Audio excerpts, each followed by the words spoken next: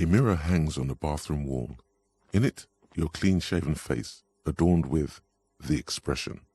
You're still not accustomed to it.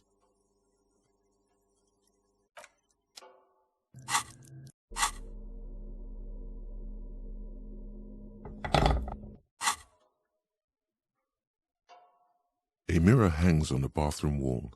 In it, the faucet is quite terribly mangled, but you just might be able to twist its parts into place. You handle the chain cutters deftly, applying just enough pressure. The faucet regains a recognizable shape. The steam stops. Told you that you needed those chain cutters. Everything is connected. Everything has a purpose. The mirror begins to clear slowly without you having to wipe it.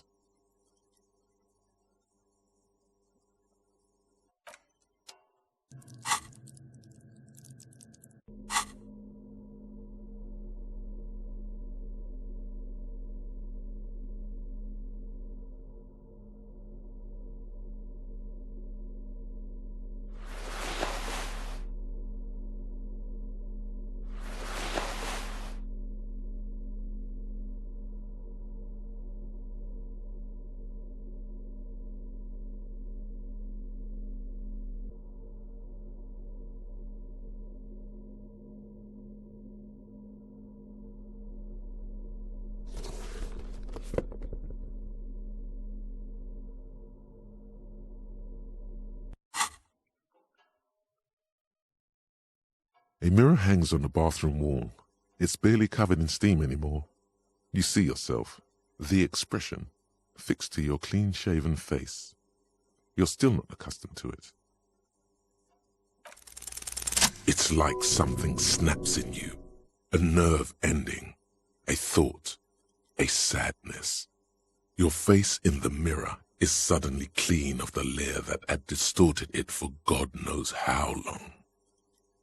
Just like that, it's over. The running gag that your life had become. A sad old man looks back at you.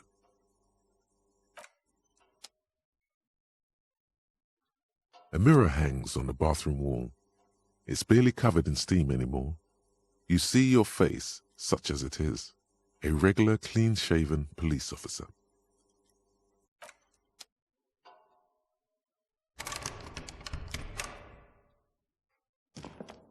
Yes?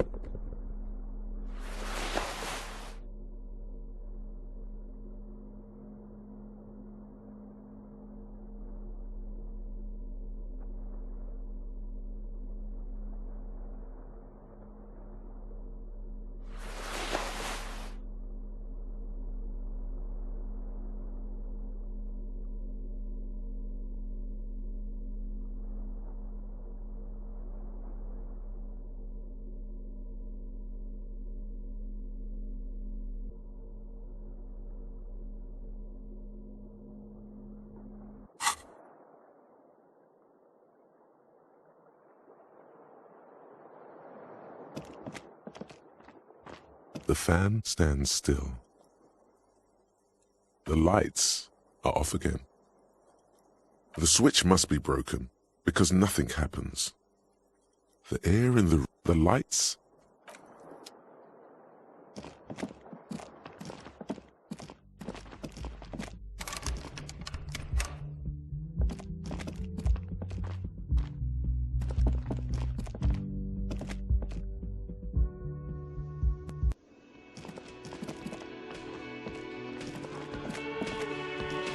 Yes? What is it?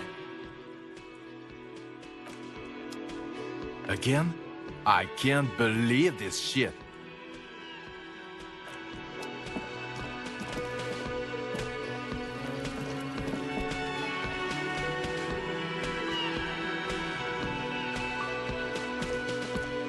Hi again, gendarme.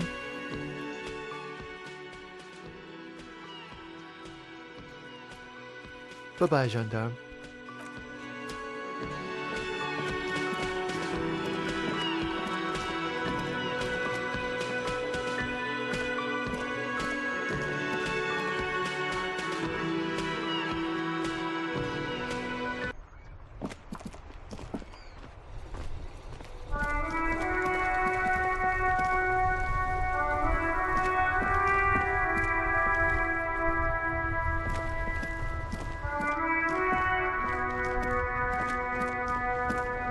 Oh, sorry, officer. What do you want?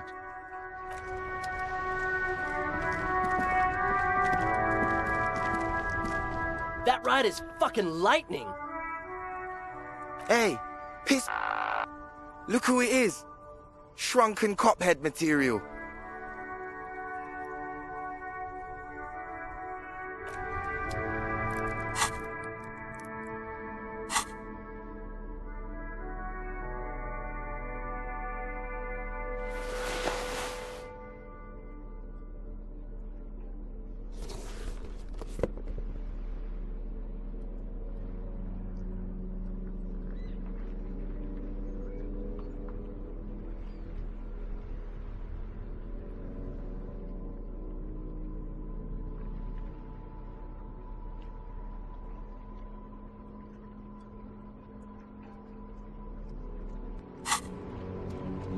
That ride is fucking... Hey, piss. Look who it is. Shrunken cophead material. No, no, no. Don't ask anything. Be subtle and scary. The boys dream about being skulls. Use that. Suggest they're massive skulls. Come on. What? No! Skulls don't have kings. I think. And we're not even in yet. Yeah, man, keep your voice down. Skulls don't take it lightly when folks pretend to be them. We're not even prospects yet. Prospect must be a hierarchical term. Probably in the lower end. Wow, you boys are ambitious. Only prospects and already planning a coup in the skulls. You're destined to go far. He gets it. Passive-aggressive flattery. Shut the fuck up. Are you trying to get us killed? Now bring it to the jackets and, yes, start shouting. Please be quiet. What? What do you want? The jackets?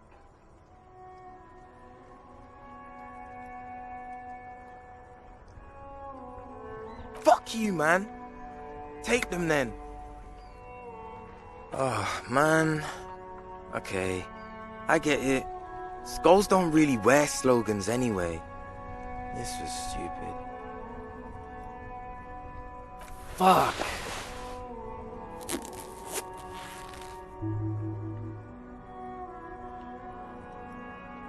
The lieutenant watches the boys take their jackets off with mild amusement.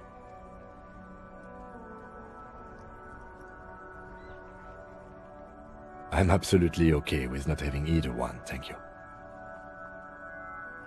This case doesn't require us to go undercover or raise hell. In fact, I don't think the jackets will be useful at all. I just wanted them to not have them anymore. Cold-hearted cop.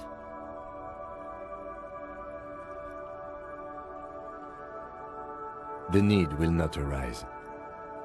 The jackets are meant to complete each other. If a man was standing alone on a street corner with piss written on his back, it'd just be an individual that has taken a liking to urine. And fuck the world all on its own is, frankly, generic. I don't know, Eric. It's cold out. Yeah, let's get out of here. The cops fucked us.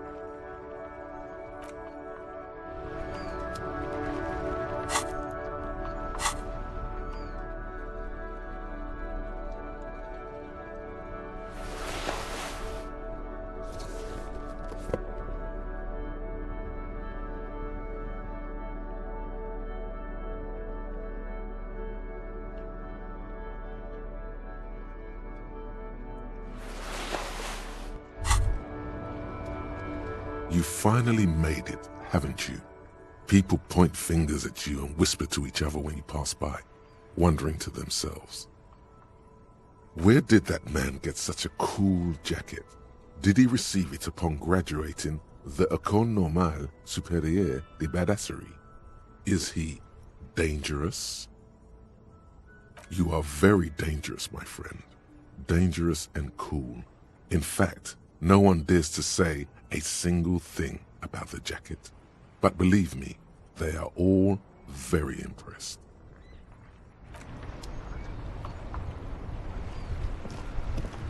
Yes? What about me? No. The lieutenant nods. Good. Let's change the subject.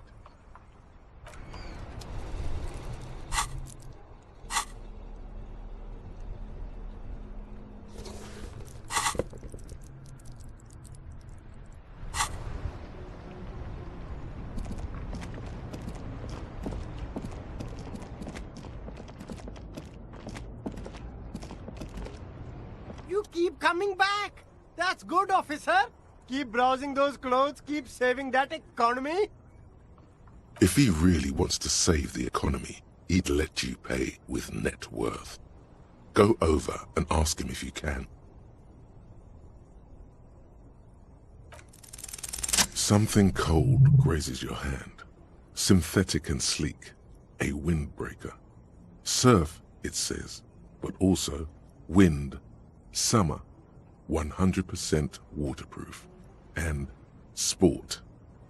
All in different typefaces. Practical, and yet it may deaden your senses to the world around you. Possibly because of the awful typeface. Good choice, officer. Mega sporty. And it's only $4.50 for you, sir.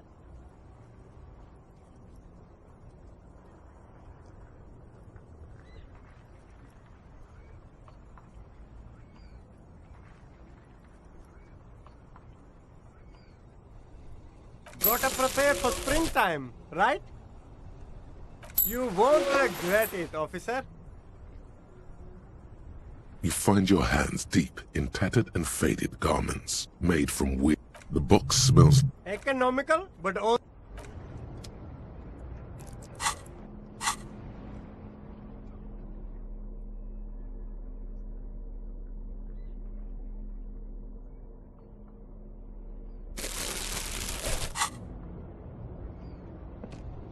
You see two lowly, defeated speakers, thralls, slaves basically, perched atop them like conquerors surveying the land. A pair of found, durable wear sneakers, ultra series. I can see you've a taste for luxury, officer. Can't keep your eyes off those sneakers? A pair of found ultras. The design is impossibly sleek and simple. A futuristic silhouette with a sleek monochrome colorway, a jet black upper, and a silver-lined midsole. Those sneakers, mister. Those sneakers are the latest found sneakers. Super air, super fine, super cool. Only 50 real. Only? That's madness. Found Ultra. Wear the future. You remember the slogan from some magazine. These once respectable speakers have been conquered, reduced to a mere prop by the indomitable Found Ultras atop them. A small heat emboss on the veneer reads, Solidarity aid from the People's Republic of Samara. The speakers themselves don't seem to display any magical qualities. No, don't look at the speakers, officer. Look at the sneakers. The sneakers are the stars here. Then look at them again. These are the premium lifestyle sneakers, officer. The best on the market. No way, officer. These aren't for sale. They're bad speakers. Low-fi socialist junk. Well, if you want them... But see, they are the pedestal for my sneakers. If I let go of the speakers, where will the sneakers go? I can't leave premium lifestyle sneakers on the ground. If, on the other hand, you wanted to buy the sneakers too, I could maybe throw in the speakers for little extra. 50 cents? Damn, so you have to buy the sneakers first. Here's a crazy plan. Get the seed money for the sneakers, buy them, then buy the speakers too. Then sell the speakers to Roy, that wacky vendor in the pawn shop. They're right up his alley. You'll make most of the sneakers money back that way. Yup, hustle and grind. 1 real at a time. Super cool! Now the premium lifestyle is yours, officer. The sneakers seem to vibrate in your hands with an almost mystical energy. The junk is yours, officer. Happy listening! Try not to hurt your ears with that Samaran garbage. These once mighty speakers have been conquered, reduced to a mere prop by the indomitable foul ultras that used to crown them. A small heat emboss on the veneer reads, No, don't look at the speakers, officer.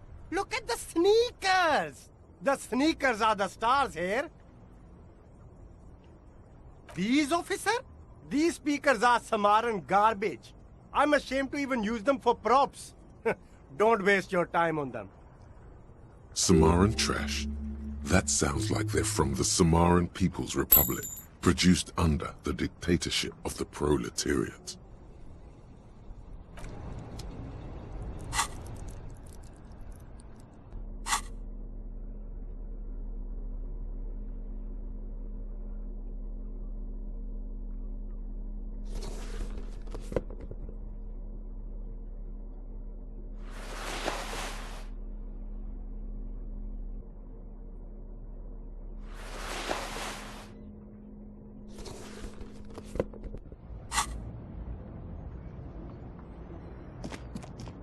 The shine on these sunglasses lasts a lifetime, officer.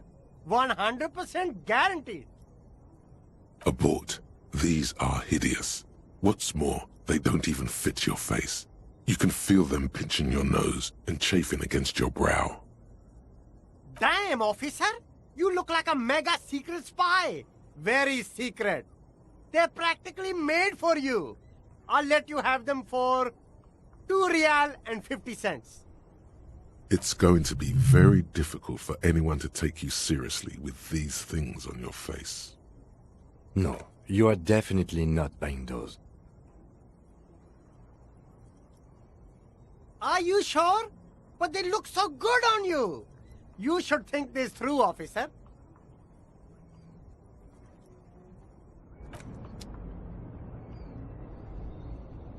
You see a Samaran street vendor surrounded by a motley assemblage of goods. When he realizes you're looking at him, his face breaks into a wide, welcoming grin. The name Shileng is embroidered over his breast pocket. Happy shopping, officer! Everything's cool here. Everything's cool.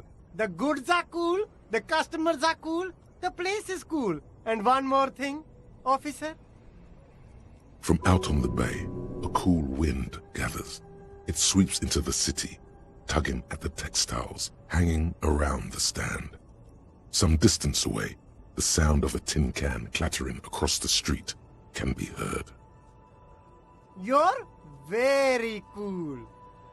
Bang, bang, bang, bang! You feel a twitch in your index fingers.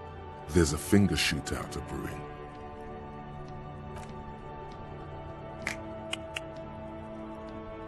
Don't shoot, officer! Have we got an arrest here or just a shakedown? Good one, officer! Ha! You're a funny guy! Now what can I do for you? Then fire away, officer!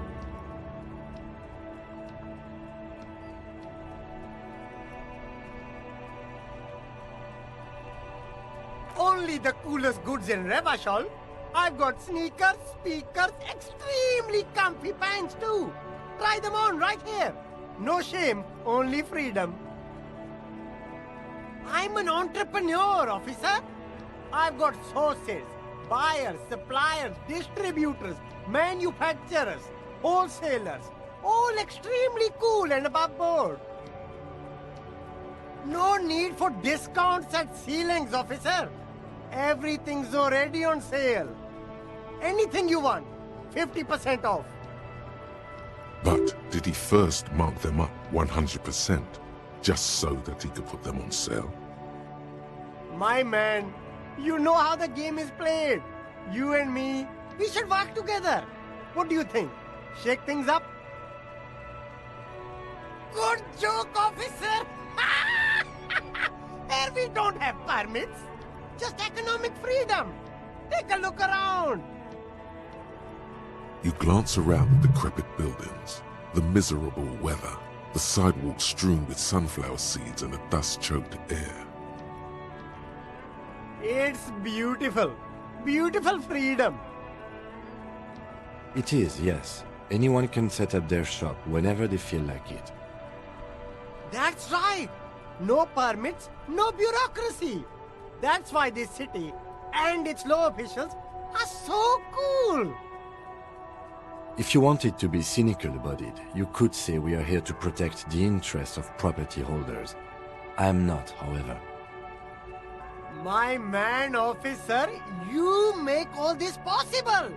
Without you, this climate would be extremely bad for business. You're part of the Gossamer state. Gossamer is a fine, filmy substance consisting of cobwebs spun by small spiders, seen especially in autumn. It's safe to say he's referring to the near absence of regulations.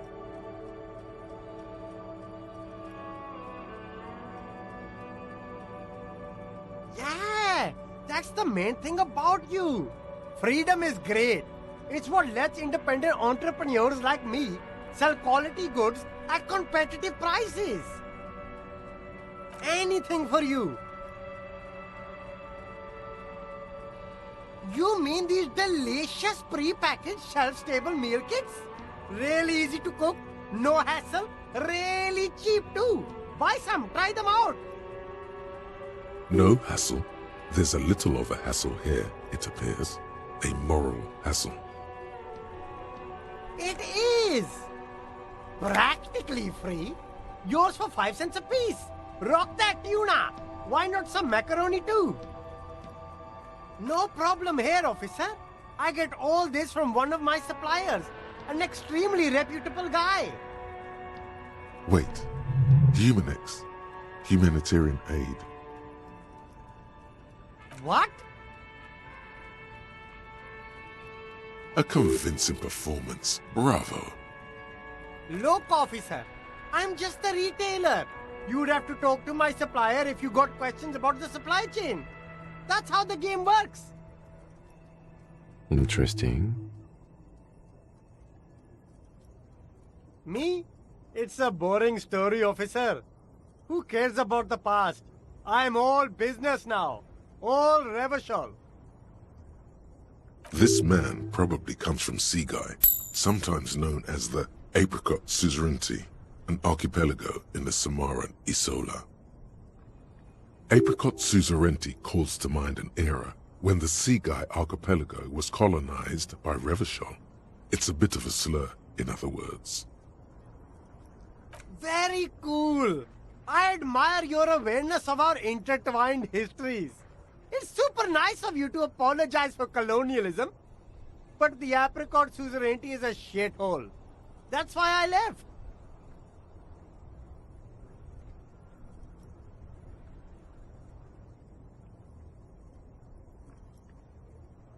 If you say so, officer. I don't worry too much about politics. I'm an entrepreneur, you know. Whatever's good for business is good for me. I only accept legal tender, officer. Unless that's code for something. It is not code. He really means his individual net worth. It is not legal tender. In that case, I cannot accept that as payment, officer. I run everything above board here. Cash only.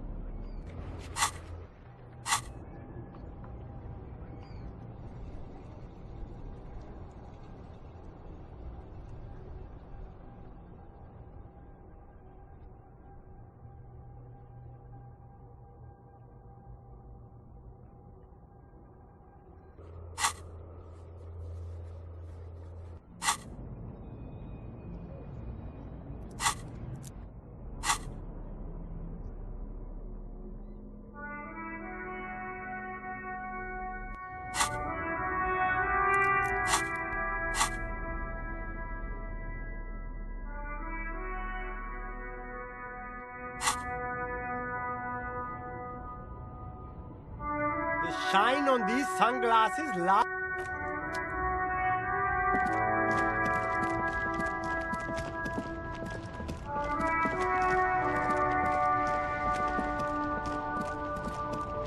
Still here. Stuck in this damn jam, my man. What's up?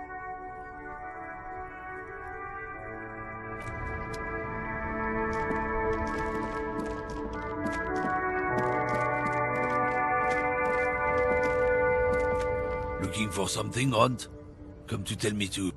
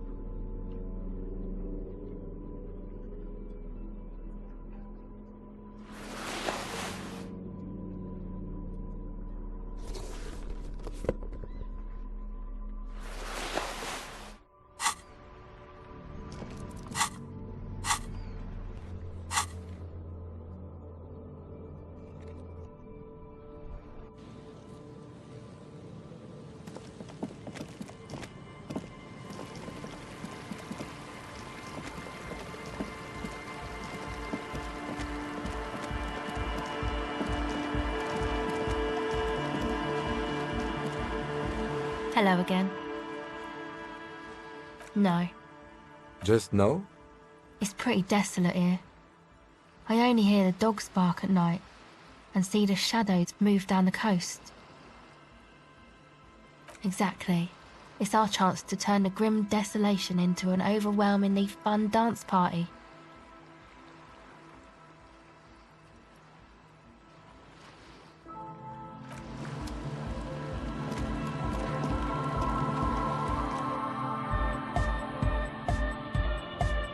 The large-headed youth has closed his eyes, lost in the music. Since incremental progress! Yeah!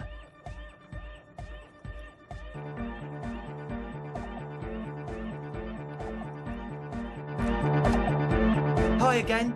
So, how are things going? Yes. What? It does, doesn't it? Told you we have a smell problem. Ether? I don't smell ether. Do you, Noid? No. He sniffs the air, then shrugs. It doesn't take a forensic scientist to guess it's drug-related. They look and act like the kind of guys who've done their fair share. Unlike the girl outside, however, the boy's breathing is regular. Their jaws stay put and their pupils aren't dilated, so they're not under the influence currently. At least, not under the influence of stimulants. That doesn't rule out hallucinogens, benzos, some depressants. How do you know all this? He nods enthusiastically, no doubt a little relieved. Goodbye, officer. Huh? I see you're here again. Offside, man. Did I mention getting us into the church would help? Nah. Still strongly out of sync. Stage gamma disalignment. You heard me.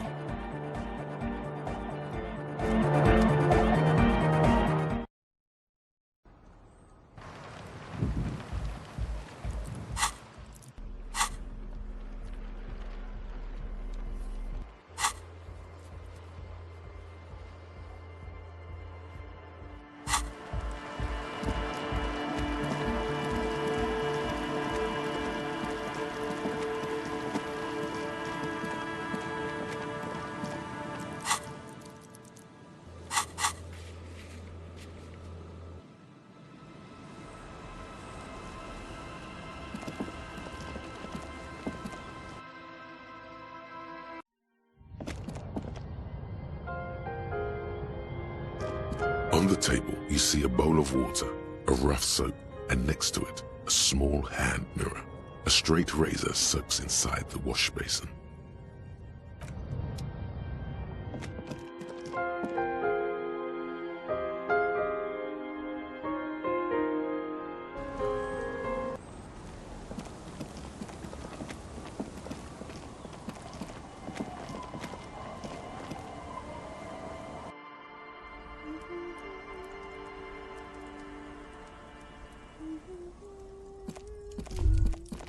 Hello, mister.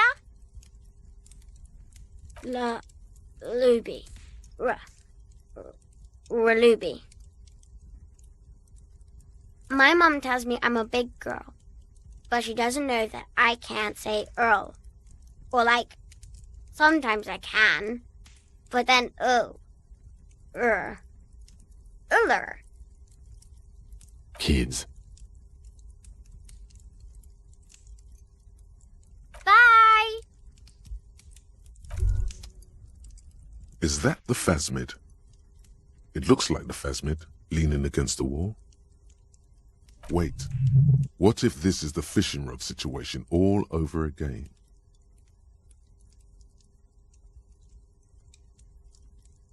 Fine, it's not a phasmid. It's not even organic. Just a fire iron resting by the fireplace. But where's your sense of wonder, man?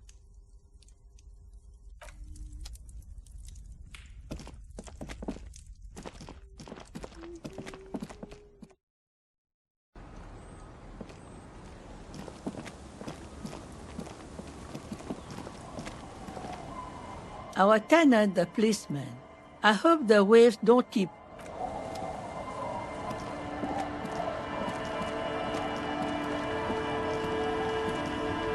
The sea's gonna calm down soon, I can feel it. The wind is turning southeast. What's on your mind, officer? Like I said, fish mostly. Sail the waves, take care of the kids, pick nets. Right now I'm tarring a little skiff. I sell the fish to people in the Delta to serve at their fancy restaurants. Authentic insular Indian cuisine. Sometimes I also walk to the beach to see what the sea has given up. The sea is full of surprises. Keep it professional, man. Don't make it sound like you're hitting on her. wood, pieces of glass. Every once in a while we see dead bodies. Human, animal, fish, other odd sea creatures. A mine washed ashore once. Bottles, drugs also. Lost cargo in general. Most of the time it's just wood and glass. All right. Major choice moment. You only get to ask one thing. It would be weird to say them all. Choose wisely. Well, the RCM has to wait for another one, because some army folks came by, took it in the middle of the bay and blew it up. The blast was surprisingly timid for such a huge spiky thing. Spiky must have been a naval contact mine.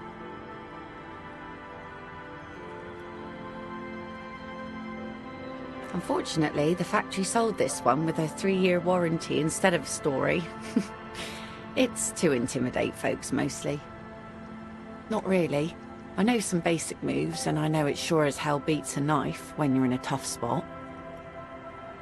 But not when you're in a tight spot. It's a regular mass-produced sword, like a shovel or an axe. Nothing fancy, just for intimidation. From time to time, people need a lesson in respect. That's just the way it is. Back in the day, I caught the eyes of many men. And believe me, men need a lesson in manners from time to time. Some went to patch their wounds, their lesson learned. Others were more thick-headed. And one of them, I ended up marrying. Guess I enjoyed the way he bled. If it is, then why the melancholy? Gone. The harbour seawall endures the wash of the freezing waves. Many things wash up against it and onto the beaches of Rivershore. Some inanimate, some just no longer alive. You shudder. To the waves. The sea took him. It was a long time ago. Who knows? Maybe he fell over. He didn't respect the sea. Went out there, drunk like a skunk, and sure enough, one day the boat was found floating empty. The bloated corpse turned up 2 weeks later. Now, before you tell me how sorry you are for my loss, know that it was 4 years ago, and I've moved on. There's only so much mourning you can do for a drunk with sinewy muscles.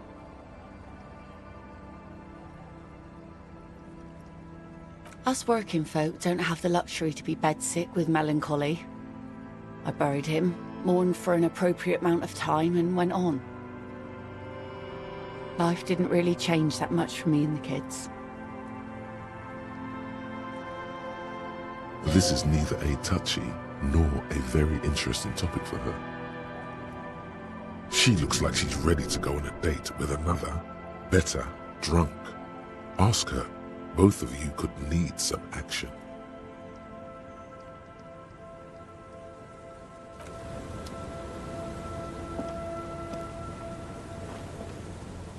Yes?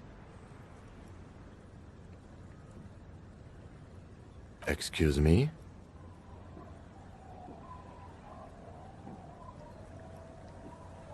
Detective, if I may be frank, you seem to be in a deranged state. You have trouble remembering things. You've misplaced your badge. I cannot let you act in the name of the RCM without supervision until you've regained control of your faculties. Oh, so you're an unaccountable wreck who has to be supervised. You don't have to take this display of authority. You can disobey.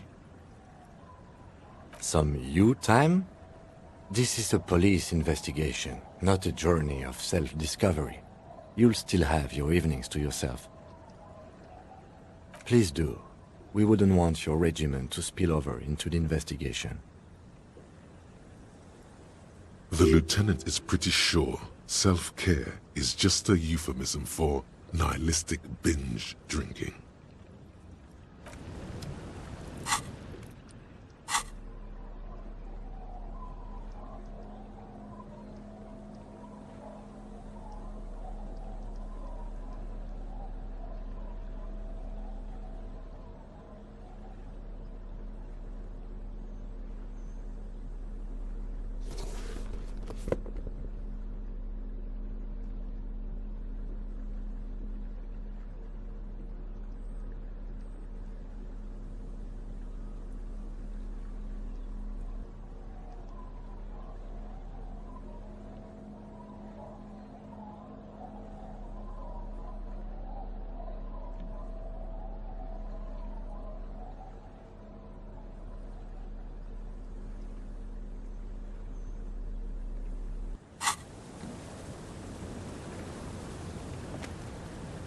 Aye, the sea's gonna calm down soon, I can feel it.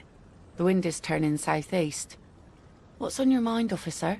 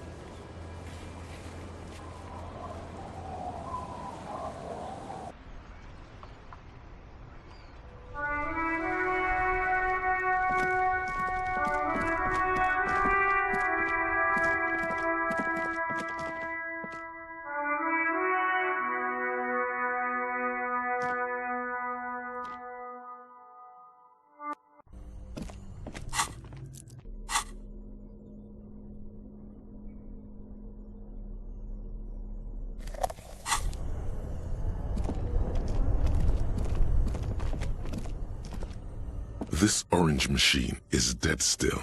It has a hand-cranked ice cream churner and an electric freezer. The ice around it slowly melting.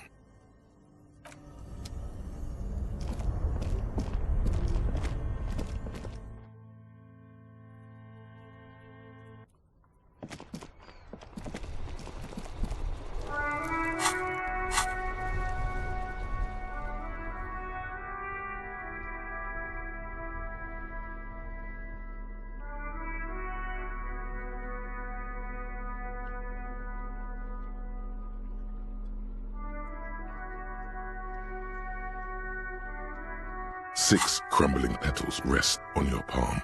They're white, a bell-shaped crown.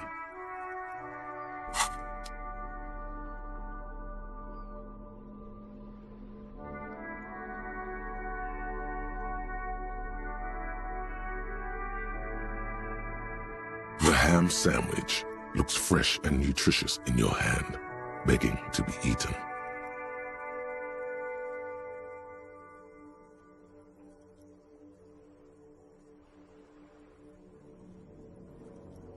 I'll pass. Thanks. When you hold something up long enough, some people are compelled to take it. Try it on the lieutenant. I mean, I'm not hungry, and therefore am not gonna take it. Thanks, though. Camaraderie? Is it really necessary? The bond between officers, partners, are paramount. That's how trust is built. Trust saves lives. No, it's okay. Let's share it, okay?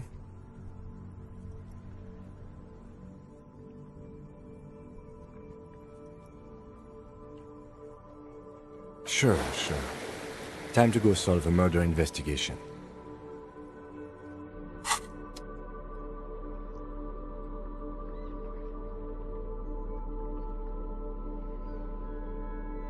In your hand, you hold Dick Mullen and the mistaken identity. The brittle paperback feels fragile to the touch. The cover features a pastiche of different scenes. In the foreground, a man in a dark overcoat clutches a pistol to his chest. Rising up behind him are two silhouettes wrapped in a passionate embrace. The tagline reads, "Detective Dick Mullen must prove his innocence after an old friend is murdered by someone who looks just like Dick Mullen." That seems to sum up the premise nicely. Needless to say, it violates nearly every RCM regulation for a detective to investigate a murder in which he is a suspect. Are you really reading that, detective? Good luck finding it. He's not much of a character, I think you'll find. Just a stand-in for the reader. The point is for the reader to feel like they're solving the crime, along with Dick Mullen. A crude narrative convention, but no less effective for it. The cover features a pastiche of the tagline, needless to say. Are you really reading that, detective? Well, you won't find it in there. Those books are much more about ravishing dames and gunplay than real police work. The cover features the tagline, needless to say. Are you really reading that, detective? That's probably for the best. Those books aren't exactly famed for their tight plotting. It's much more about the dark and deadly atmosphere. The story opens with a knock at the door. Detective Dick Mullen is greeted by an old friend, Charlie Spillane, who's come to Mullen to ask a favor on this dark and cold night. Spillane needs Mullen to drive him in from Vespa to a small town along the Insulindian coast. Despite his friend's apparent agitation, Mullen does as he's asked, then returns home where he passes out drunk, as he does most nights. An extremely unprofessional and hurtful stereotype that's offensive to all upstanding officers of the law. 2 days later, Mullen is arrested by the Vespa police and charged with the murder of Charlie Spillane. At his interrogation, Mullen learns that Charlie Spillane was shot in a bar in the very town Mullen dropped him off in by a man matching Mullen's description. Desperate to clear his name, Mullen manages to convince the Vespa police to release him for 3 days so that Mullen may solve his friend's murder and prove his innocence. What's the matter, detective? The lieutenant shrugs, resigned to the idea that his profession will rarely, if ever, be accurately represented in art and literature. They're not shitting you, detective. This is what the writers think passes for police procedure. Of course, Mullen didn't do it. That's the whole premise of the book. Anyway, Mullen returns to the seaside bar where Spillane was murdered and meets a beautiful, mysterious woman named Diana Deneva. And not just any dame. She's truly one in a million, a knockout whose mind is as dangerous as her curves. But she's got a secret. Secrets are the currency of human relations. Your secrets are unknown even unto you. So does that make you a rich man or a beggar? Deneuve reveals that she was Spillane's lover and that he was mixed up with a local amphetamine smuggling operation. As soon as Mullen begins pulling at strings, the whole conspiracy begins to unravel. Not only is the local police captain in on the amphetamine ring, so is the son of a powerful politician and a strung-out art collector named Torvald, each of whom has his own reasons for wanting Spillane dead. Outwardly, the old police captain is a real law and order crypto-fascist, a barrel-chested man who's beaten his share of suspects to pulp. But he's also dirty and increasingly paranoid that someone's going to expose his role in the drug ring. He would certainly have the motive and the means, but the captain walks with a noticeable limp from an old war injury. Is it possible that he was able to conceal it long enough to commit the murder?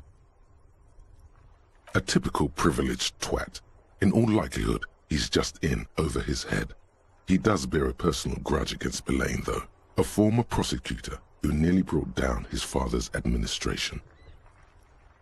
The kid doesn't exactly have Dick Mullen's manly build, but he is the correct height, and while interrogating him at his home, Mullen did notice a certain overcoat that looks suspiciously like his own. Torvald, the art collector, is a strung-out mess. Frankly, it's hard to imagine him holding a pistol steady enough to actually hit someone, let alone plug them 3 times in the chest the way Spillane got did. That said, Torvald and Spillane have a long history, and while interrogating him, Mullen discovers that Torvald was once involved with Deanna Deneuve. Could it be that this is all over a sordid love triangle? One evening, Deanna Deneuve comes to Mullen's hostel room in tears. The two of them drink half a bottle of vodka, and soon they're seeking comfort in each other's arms. Yes, comfort and pleasure. The warmth of another human's touch. The burning taste of liquor on her full, sweet lips. Well, that testimony won't be admissible any longer. The man's a prosecutor's nightmare. Solving a murder counts for nothing if all the evidence gets thrown out in court over police misconduct. As the two lovers share a post-coital cigarette, Deanna Deneuve turns to Mullen and says, "By the way, Dick, there was something else I meant to tell you. I love you." Always aim for the center of mass. Whatever it is, Mullen never hears the words. A blow to the base of his skull knocks him out cold instantly. When Mullen comes to, Deneuve is dead on the hostel bed next to him. To make matters worse, his clothes are covered with her blood. Mullen trashes his blood-stained clothes and flees the hostel, knowing it's only a matter of hours before the cops discover Deneuve's body, if they haven't been tipped off already. Fleeing a crime scene, destroying evidence. Even if Detective Mullen didn't commit the murder, he should be facing years behind bars. The heat is on. If Dick Mullen can't solve both murders before the cops catch up to him, he's going away for life. Can you solve the case before the cops close in? What is it, Detective? It's a dangerous line of work, but somebody has to do it. That's why Dick Mullen never lets anyone get too close. There was never a time when he wasn't a detective. He was born a detective. For a moment, you cease to read the story on the page and see the book for what it is, a collection of brittle, cheaply printed pages held together by glue made from the hooves of horses. You won't find the answers you're looking for here, in other words. Is it really so evil, Detective? Like what? You don't know how you know, but you can feel this book laughing at you. You think contemplating art is going to save you? Whatever you say, art cop.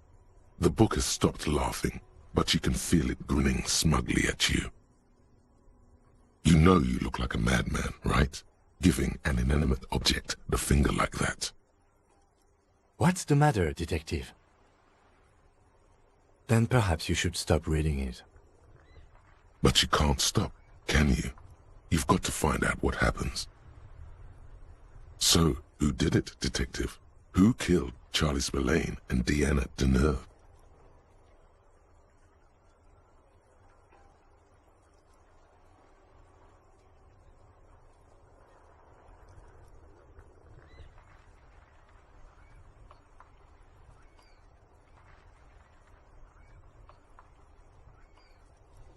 Have you been paying attention at all? It wasn't Mullen. It was an imposter. Now go on. Find out who really did it. You begin furiously flipping through pages. Even as you know these books follow a series of well-worn tropes, you find yourself completely engrossed. You're turning pages so fast, you don't even notice the ancient spine coming unglued. You try to grab the pages as they come loose, but your fingers aren't quick enough. They're gone. Dozens of pages scatter across the ground. The last fifth or so of the book seems to have been lost. It's possible that you could gather and reassemble the pages, but it would take way too long. Ah, yes. The problem with mass-market paperbacks. They are not made to last. Perhaps this is a sign that you should get back to solving your own murder, huh, Detective? In your hand, you hold 4/5 of Dick Mullen and the Mistaken Identity.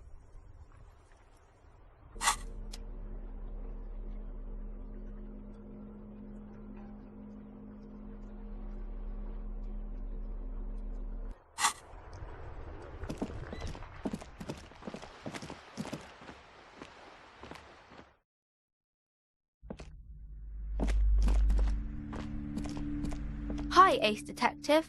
Are you here for more books? Which book was it, sir? Oh, I'm very sorry, sir. I haven't read that one yet. I wish I could help you.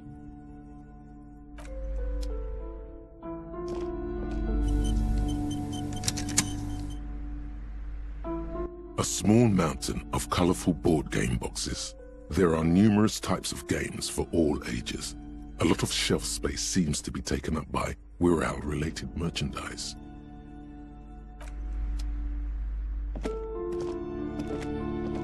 The display rack is brimming with worn paperbacks featuring an extremely muscular, sword-wielding barbarian on the cover. Nearly all the titles contain the word Heimdall somewhere. Mountains of it. Heroic quantities of Heimdall. Roy's puny shirt is nothing compared to the real deal. Rows and rows of Heimdall men blur your vision. You make out some titles. Man from Heimdall and the Mammoth Riders. Man from Heimdall, Return to Heimdall. And the solipsistic Man from Heimdall and the Heimdall Man. Maybe 100? Man from Heimdall and the sages at the end of the world. Man from Heimdall and the false god. Man from Heimdall and the scorched earth.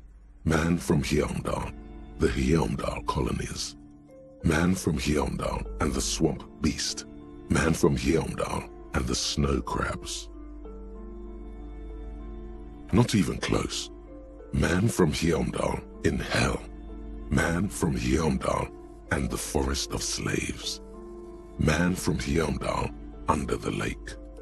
Man from Heimdall, Heimdall burning. There's even The Trial of Death, a pastoral combat game book set in the world of Heimdall Man, and so much more.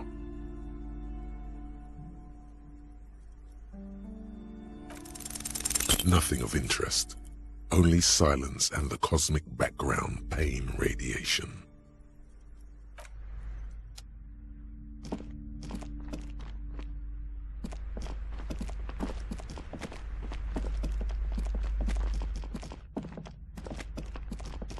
Shelves filled to the brim with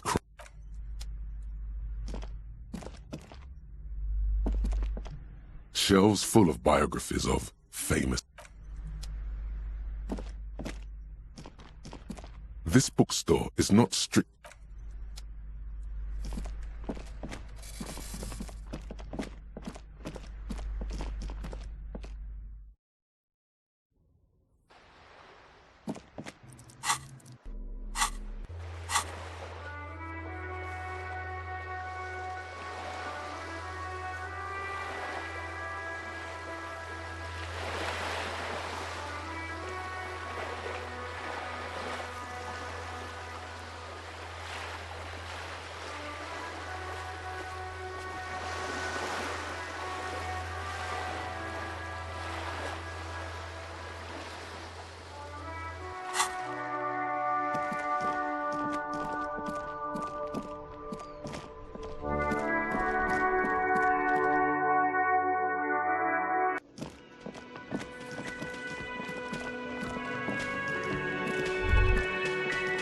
Master Investigator, you just can't keep yourself away from locked and hidden places, can you? Nothing, nothing. You're right. Get in there. Deep. Invade every personal space. Break every lock. Yes, that's what it is. A quick peek here, a short glance there.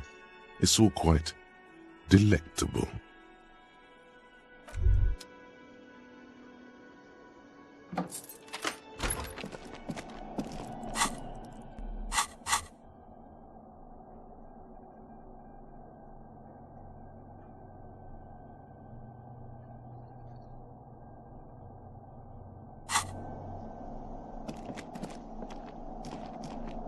The machine is dead and silent.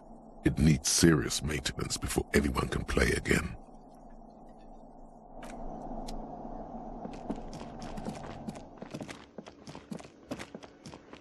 The man ponders his cooking utensils and he looks up at you. Shrugging is an international.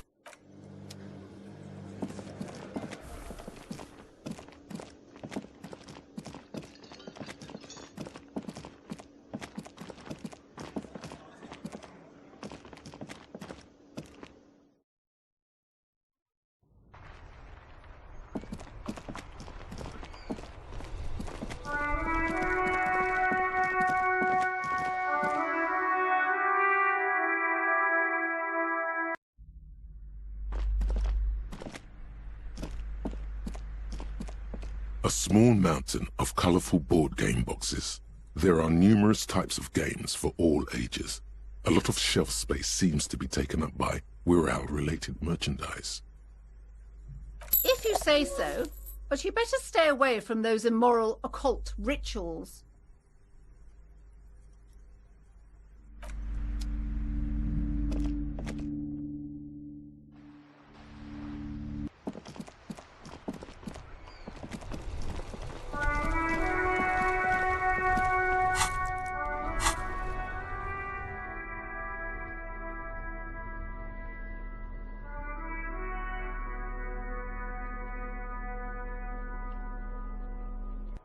Large letters on the front form a title, Wirral. The colorful box is illustrated with bucolic vistas. The cover art also features odd-looking humanoids, some short, some taller, some with pointy ears, others with ephemeral wings. Text underneath the title in smaller typeface reads, 3rd edition, Mega Setting Supplements Module. The side panel adds, a sword and sorcery adventure board game with new maps and miniatures. Mysterious things rattle inside. What could they be? Dice? Plastic miniatures? A fantastical alternate world full of magic and wonder? None of that witless man from Heimdall, fascist dross, hidden behind faux realistic allegory. Wirral is no cliché-ridden apologia for colonial violence. Wirral is pure imagination. Yes, the Wirral setting is known for its complicated system of political alignments. But if you're not into that, you can just hack your way through dungeons in search of loot. That's what most people do. A blurb on the back reads, tired of the tedium and toil of modern life? Escape to Wirral. Leave behind Isolas and nations with their petty squabbles. Discard electricity, magnets, and boring technological widgets. Succumb to a world of high pasternal fantastique. Unleash your imagination and create an adventure of endless possibilities. Discover the terrible secret threatening Wirral. Can your band of adventurers save the world? Exactly. That's the spirit. All you have to do is read an intricate rulebook, study an assortment of maps, unfold the illustrated game board, and start rolling dice. In no time, you could be romping through grasslands with low-level characters, hunted by Iskala riders, or battling unspeakable monsters in endless dungeons fraught with danger and despair, conjuring up forceful magics to aid your quest. Don't forget heated arguments escalate into physical confrontation with your friends. And most importantly, never forget to rage quit if the dice don't go your way. You pry open the box. Inside you find a folded up map, a small booklet, a 24-sided die, and a little plastic figurine. A reprint of a crude hand-drawn map. The top left corner reads, Lands of Wirral. The map features both small villages and mid-sized towns with odd names, in addition to meadows, forests, hills, lakes and seas, also with odd names. It doesn't seem to correspond with anything you've seen thus far. It's not a very helpful map. A quick guide to the magical races of Wirral. Create your own hero choosing from any of these completely unique and fantastical backgrounds.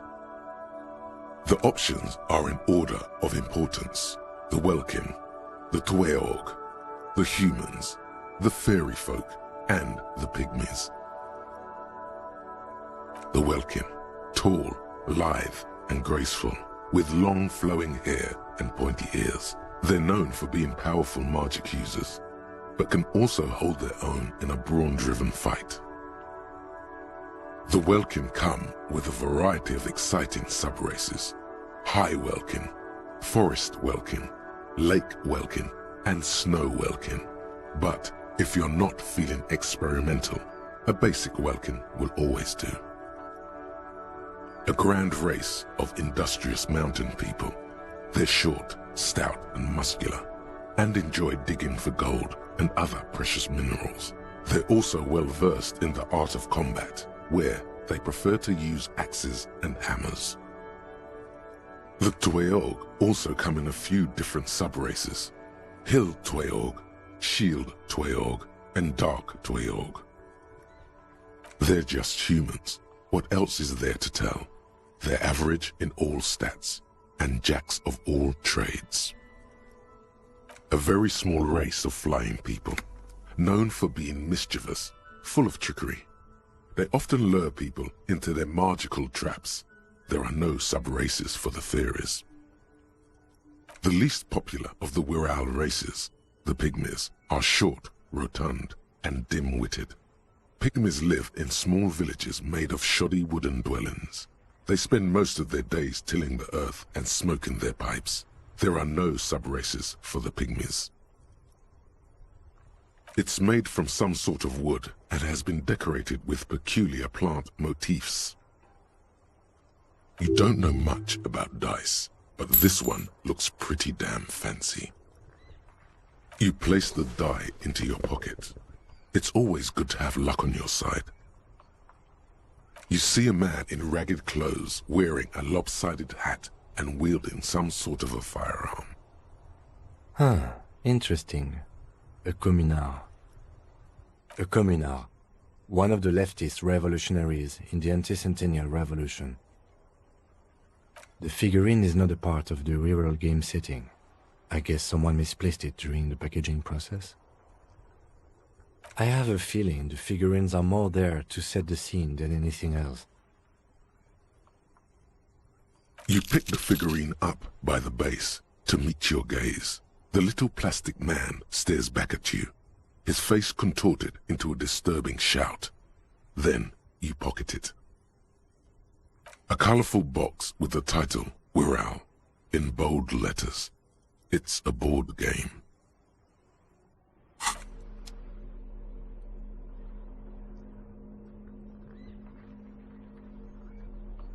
A cockatoo is a parrot with an erectile crest. This book talks about the delicate nature of twos, as well as The face of King Freecell smiles at you. For some reason, unsurprisingly, you skim the head. Finally, this must be Gaston's handiwork. One of the editorials proclaims that the more the forces of reaction attempt to crush the body, the more defiant the spirit of communism becomes. You flip back to the front of the magazine. The table of contents unfolds before you. Comrade, but like only 4 issues, so please, if you value our radical you flip back to the front of the magazine.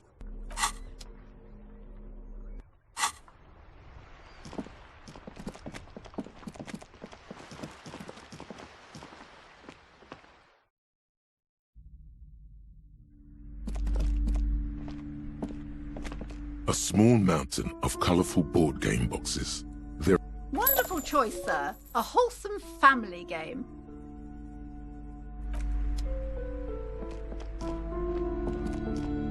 Hello again, esteemed officer, and welcome to Crime, Romance, and Biographies of Famous People. Oh, I'm very sorry, sir. Some of these old paperbacks just don't have the durability. I would be happy to sell you another one. but unfortunately, it's the last copy we had in stock.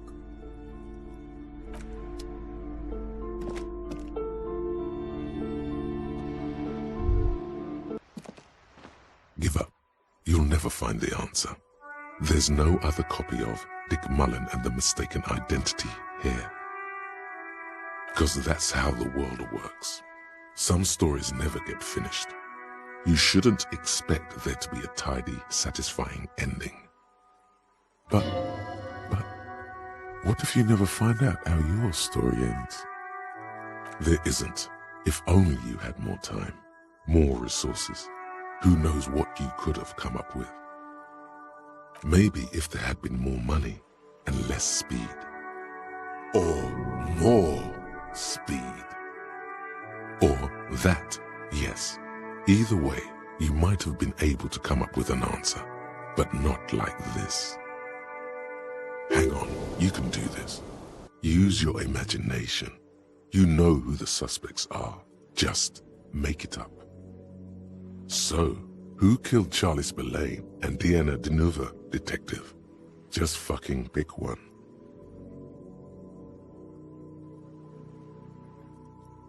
It still doesn't make sense, but who cares?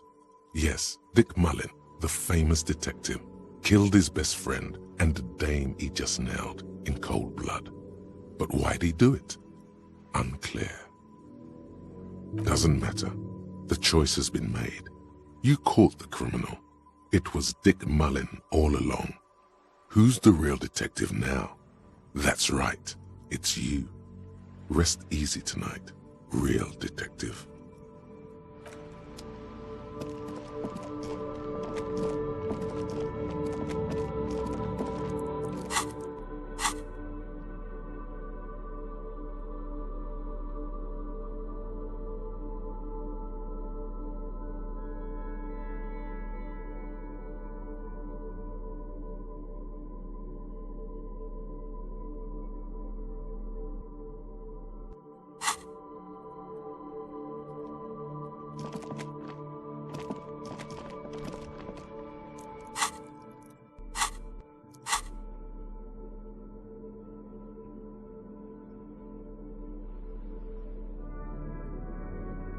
In your hands, you hold a brand new copy of the game, Suzerainty. It's snugly wrapped in a skin of plastic.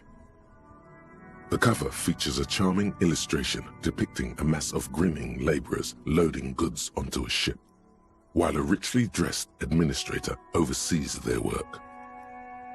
The exact location and time period are left deliberately vague, but it's clearly meant to represent the economic relationship between the Revacholian suzerainty and its many vassals. The box has a nice heft to it. You hear the rattle of individual wooden tokens and feel their weight shifting back and forth. What treasures wait in store for you? Even before you open it, you can tell that this will be a meaty game of grand strategy and complex player interactions. The plastic wrap rips off as easily as a bodice in a tawdry historical romance. There's a hiss as the lid slides off. Inside, you find a thick, full-color rulebook and more than a dozen pouches of various wooden components. Welcome to Suzerainty, a game of economic strategy for the whole family. The rulebook is sumptuously illustrated and thick as a Gradian novel. The colorful illustrations depict cheerful workers picking apricots, hauling marble sculptures out of crumbling temples, and harvesting a strange magenta-leafed plant. Everyone is smiling. You begin to suspect there may be a political agenda to this so-called family game. Only one way to find out. The instructions are opaque at first, and introduce many concepts you're not familiar with. Fortunately, there are many diagrams and examples throughout.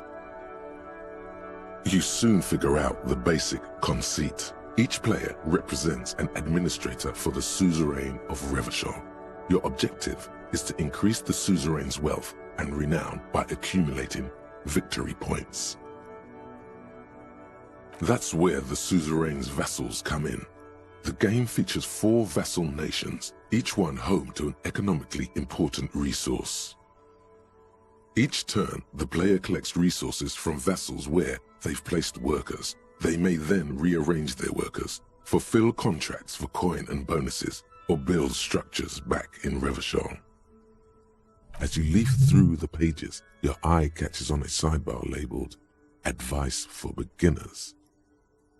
Remember, there are many paths to victory in suzerainty, but successful players will find one strategy and commit to it wholeheartedly. The actual scoring system appears infinitely complex, with a series of tables and appendices required to compute each player's final victory point total. You skip that part for now. You open up a number of pouches containing wooden tokens. There are also several punch boards with other cardboard components that will need to be punched out before you can play.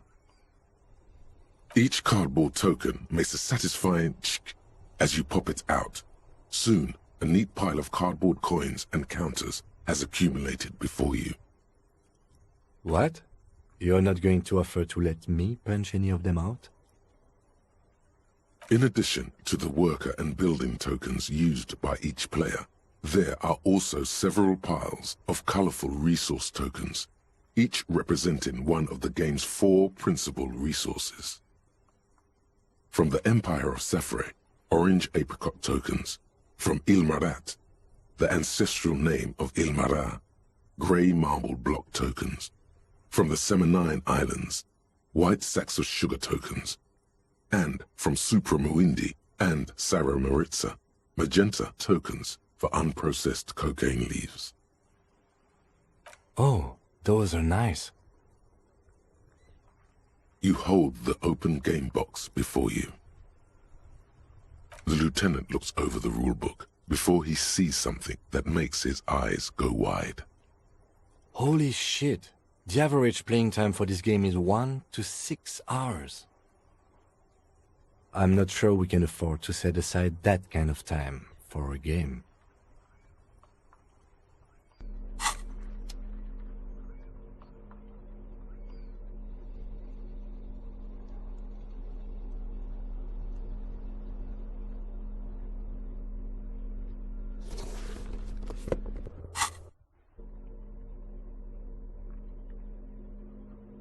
Large letters on the front. The suzerainty box is heavy and slightly awkward in your hands. You give it a light shake and feel the pieces shift around inside. What? Does the lieutenant hate fun? Is he the fun police? The lieutenant gives you a sour look. He may or may not hate fun, but either way, he does not appreciate your attitude.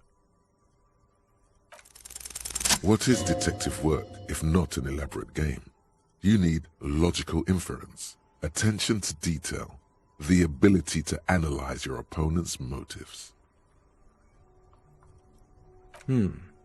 I do feel like my thinking has become somewhat rigid.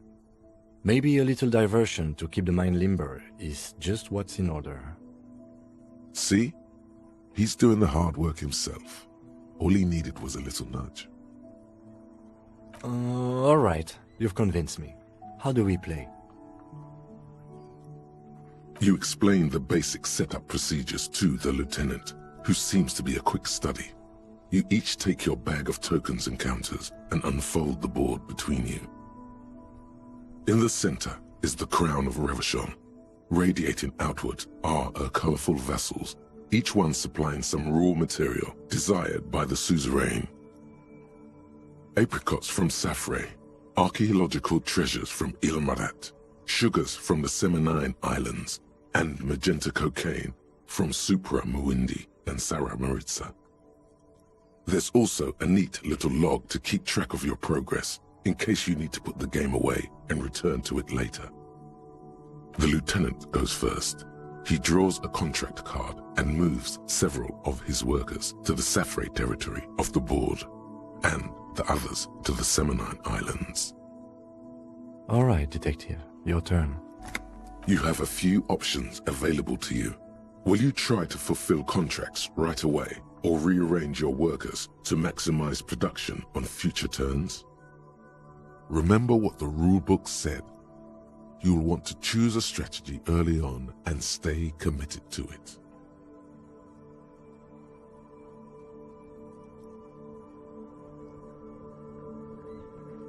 What is the very beginning of the game?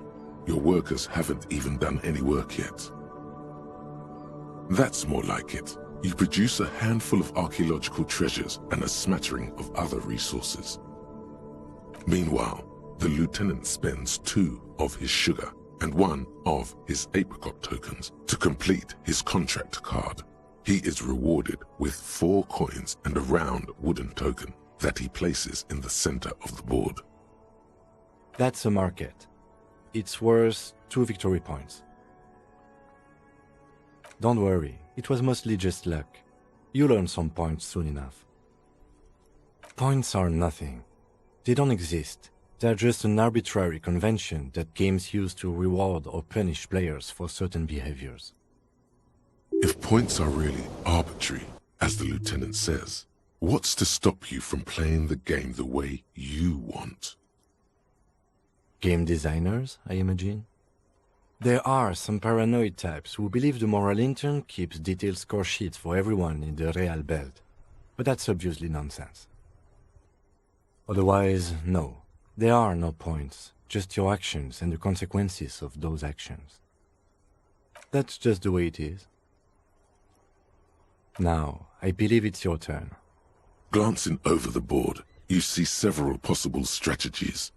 Pressing more workers into service would increase your economic output and help you to survive a possible conflict with the lieutenant. Or you could ignore your labor supply and focus on fulfilling contracts for points and resources. Those aren't your only options. You could also show your workers how much you appreciate them by investing some of that wealth in them. After all, they're the ones producing wealth for the suzerain. Well, sure, you can do that. It's just not a terribly effective strategy, but then it's up to you.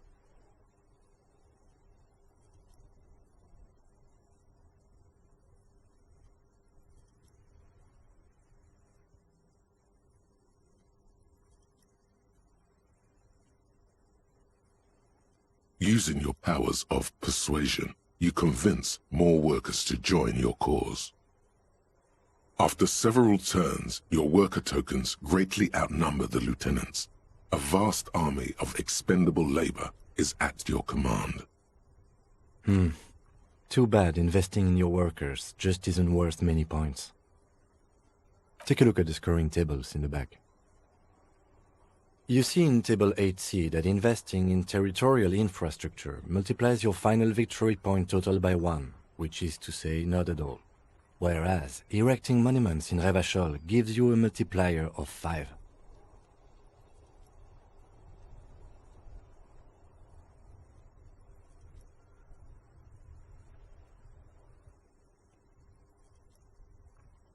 Yes, precisely. Nonsense. Remember what the lieutenant said. If points are arbitrary, who cares about winning? You should reject their system and just play how you want. Now it's the lieutenant's turn to respond. He moves aggressively onto the Safre territory. Soon his workers are producing a steady supply of extremely valuable apricots. For several turns, you struggle to respond to the lieutenant's burgeoning apricot empire. Eventually, you relocate the majority of your workers to Supremawindi and Saramaritsa, where they begin producing a bumper crop of cocaine tokens. You draw a new contract card.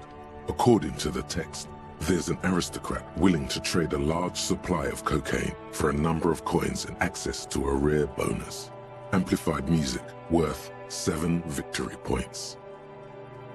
You know, this isn't unlike the situation the historical Revacholian suzerainty faced in Safre in the middle of the last century.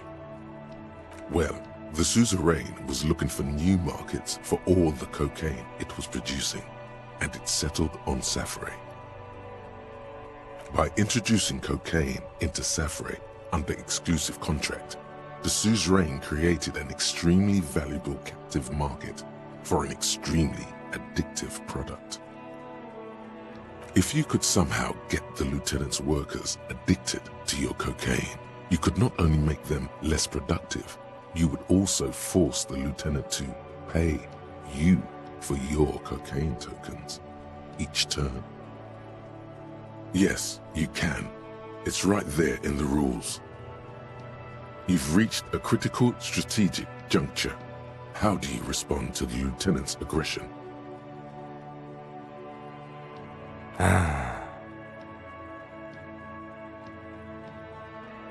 With each passing turn, you slowly bleed the lieutenant of coins as his own workers become less productive and more dependent on your magenta cocaine tokens. As a matter of historical fact, this is almost exactly what happened in Safre. To this day, fully half of the former Safre Empire remains dependent on international aid in exchange for a steady supply of cheap produce. More or less. Realizing victory is slipping away, the lieutenant launches a desperate gambit: protectionism. By erecting tariffs on your cocaine, he hopes to starve you out of the market at the risk of incurring the suzerain's disfavor. The end game is upon you. Do you escalate the trade war with the lieutenant in hopes of crushing him with your economic might? Or do you ignore his aggression and focus on building the mighty victory column structure in Revachol herself? Alternatively, you could throw the whole game away by trying to build a public education system for the children of your workers. The choice is yours.